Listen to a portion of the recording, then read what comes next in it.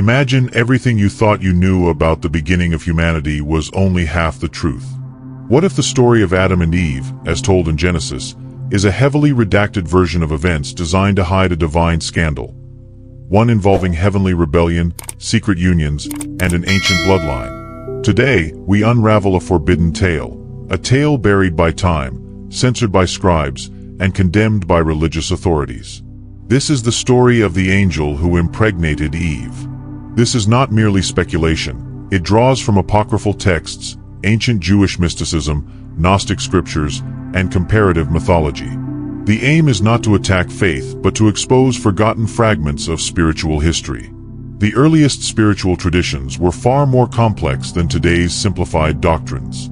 Through cross-referencing sources like the Book of Enoch, the Zohar, and the Gospel of Philip, we'll discover that the original Eden may have been a battlefield of divine agendas. Prepare for 14 pages of revelations that may change everything you believe about the fall, the serpent, and the first conception. The truth, as always, is stranger than the fiction we've been told. In the book of Genesis, Eve is created from Adam's rib and becomes the first woman. She is tempted by the serpent to eat from the tree of knowledge.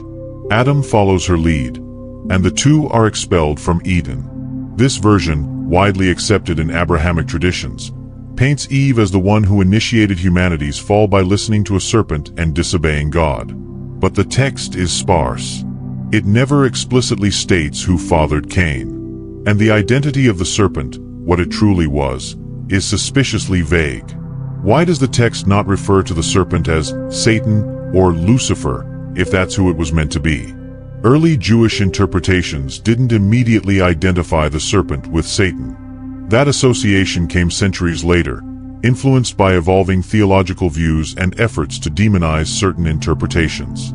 Even more curious is Genesis 4 verse 1, which reads, "And Adam knew Eve his wife, and she conceived, and bore Cain, and said, I have gotten a man from the Lord." This statement stands out. Why credit the Lord and not Adam? Why is there no mention of conception in the verses before Cain's birth? Genesis 3 describes a serpent, more cunning than any other beast.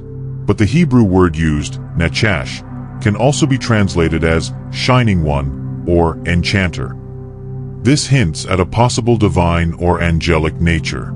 In Jewish mysticism, especially the Zohar, the serpent is not a simple animal but a representation of Samael, a powerful fallen angel.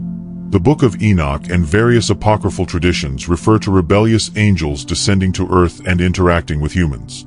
The serpent could have been one of these watchers, possibly the leader. In some Gnostic texts, especially the Apocryphon of John, the serpent is not portrayed as evil at all, but rather as a being who tried to elevate humanity by granting forbidden knowledge. This paints a drastically different picture. Instead of a reptilian trickster, the serpent becomes a symbol of illumination. What if the seduction wasn't just metaphorical? What if this was the first divine-human union? Cain and Abel are the first children of Eve, but the circumstances of their birth are enigmatic. As mentioned, Genesis 4 verse 1 attributes Cain's conception to the Lord. This statement has perplexed rabbis and scholars for centuries. The Targum of Jonathan, an ancient Aramaic paraphrase of the Hebrew Bible, suggests that Samael, the angel of death and temptation, had sexual relations with Eve. Some rabbinic traditions claim that Eve was seduced or raped by an angelic being before Adam ever lay with her. If so, Cain would not be Adam's son. This idea also explains Cain's behavior. He is jealous, violent, and marked by God, not punished with death, but set apart. Why would God protect a murderer unless he bore divine or semi-divine blood? If Cain were the offspring of a fallen angel, it would make him the first Nephilim hybrid, explaining his supernatural strength, curse, and banishment. The Book of Enoch, once widely read among early Jews and Christians, tells of the Watchers, angels who lusted after human women and descended to earth. They taught forbidden arts, like weaponry and sorcery, and their children became the Nephilim, giants and men of renown. Could Eve have been the first woman they approached? The Book of Enoch mentions specific angels, Semiaza, Azazel, who led this rebellion. Some scholars argue that Samael and Semiaza are interchangeable in different traditions. If Eve's union with a Watcher resulted in Cain, then the story of the Watchers begins far earlier than assumed. Instead of a post-Eden sin, it becomes the very reason for the fall itself. Eden wasn't lost just due to disobedience, but because of a forbidden union. The Gnostic texts, particularly the hypostasis of the archons, present a drastically different version of Eve. She is not a naive sinner but a divine spark, imprisoned in flesh by arrogant rulers called archons. One of these rulers, or a rebel among them, awakens her, both sexually and spiritually. This awakening is portrayed as liberation. Eve receives gnosis, knowledge, which opens her eyes to the false nature of the archon's world. The act of union is not sinful but sacred, a rebellion against the demiurge, the false creator god. In this interpretation, the angel who impregnated Eve was a liberator, not a seducer. The sin was not sex, but suppression of truth. Eve becomes a martyr of knowledge, a heroine who dared to know. Among early Christian sects, particularly the Scythians and some Gnostic groups, the two-seed theory emerged. It proposed that Eve bore twins from different fathers, one from Adam, one from an angel. According to this theory, Cain was fathered by the serpent/angel Samael, while Abel was fathered by Adam. This dual conception would explain the intrinsic conflict between the two sons. One was born of light, the other of fire. This theory also explains why Cain is cast out but not killed, why he becomes a founder of cities, a wielder of tools, and possibly a master of forbidden arts. His lineage may have birthed powerful and mysterious descendants, including the giants of Genesis 6 and the builders of Babel. If Eve bore children with both Adam and a divine being, she echoes figures in other mythologies. Consider Leda, who bore Helen of Troy to Zeus, or Semele, who bore Dionysus.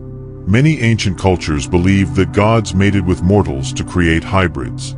Eve, then, becomes the archetypal mother, not just of humans, but of demigods.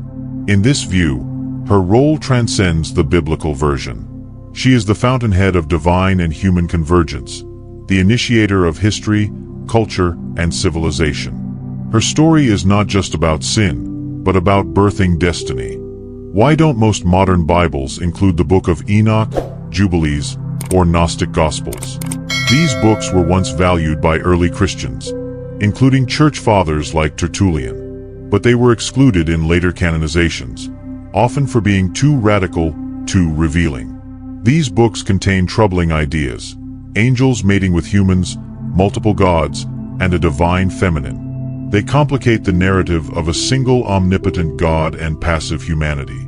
The Council of Laodicea, circa 363 AD, and later Roman Catholic decisions deliberately omitted these texts. Knowledge was power, and the power had to be centralized. In Christian doctrine, Mary is often referred to as the new Eve. This is more than poetic. Both women experienced supernatural conception, Eve through a fallen angel, or so some say, and Mary through the Holy Spirit. Where Eve birthed Cain, Mary birthed Christ. Where Eve's act brought death, Mary's brought life. The comparison implies that Mary's virgin birth was a divine inversion of Eve's forbidden union, a redemption of her legacy. Yet both stories involve angelic annunciation, divine selection, and miraculous pregnancy. The lines between myth, mystery, and miracle are not so clear. The tree of knowledge of good and evil has long been interpreted as symbolic. But knowledge, in biblical Hebrew, yada, often refers to sexual intimacy. Adam knew Eve, and she conceived. What if the forbidden knowledge wasn't a metaphor? What if it was sexual knowledge, a literal union with a divine being that opened the eyes of humanity? This would explain why shame, nudity, and awareness follow immediately. The fruit might be a euphemism for seduction. The serpent, a symbol of desire and transformation. Conspiracy theorists and esoteric historians alike have speculated about a hidden bloodline, the so-called Serpent Seed. This theory posits that powerful families, rulers, and secret societies trace their lineage back to Cain, and ultimately to the angel who fathered him. The idea is that Cain's descendants possessed secret knowledge, superior intellect, and divine favor, but were cursed to remain in the shadows. From Nimrod to pharaohs, from ancient kings to Illuminati myths, the theory claims an unbroken chain of divine-human hybrids. Of course, there's no modern proof, but the symbols persist. Serpent emblems, obsession with bloodlines, secret rites. They all echo back to one forbidden moment in Eden. Was Eve deceived, or did she choose? The canonical version portrays her as a victim of trickery, but Gnostic and mystical texts offer a more empowered image. Eve saw through the Archon's lies. She embraced the divine stranger not in ignorance, but in rebellion. This changes the story dramatically. From sin to sacred act, from failure to freedom. In this light, Eve becomes not the cause of the fall, but the catalyst of awakening. Samael appears in Jewish mysticism as the angel of death, the accuser, and a seducer. But he is also known as the poison of God, a being both divine and destructive. Some texts equate him with Lucifer, others with the serpent. He represents duality, illumination and temptation. If Samael impregnated Eve, it was not merely lust, it was a statement. A rebellion against cosmic order. A gift of forbidden fire. What if the fall wasn't a punishment, but a transition? A moment of initiation, when humanity left innocence behind and embraced self-awareness. The serpent's gift was not death, but knowledge. The conception of Cain was not a curse, but evolution. In this view, Eden was a womb, and Eve, the midwife of destiny. The fall was birth. Painful, bloody, divine. Whether one sees the tale as heresy or revelation, the story of the angel who impregnated Eve remains one of the most provocative and buried narratives in spiritual history. It forces us to rethink divinity, authority, womanhood, and the very nature of good and evil. Perhaps the forbidden fruit wasn't just knowledge. It was history, truth stolen from us by time and doctrine. And maybe, just maybe, Eve wasn't just the mother of humanity, but the bearer of a divine legacy they tried to erase. The whispers are still there, hidden in the apocrypha, encrypted in ancient languages, burned but not forgotten. And now, you've heard them. The angel that impregnated Eve may still be watching,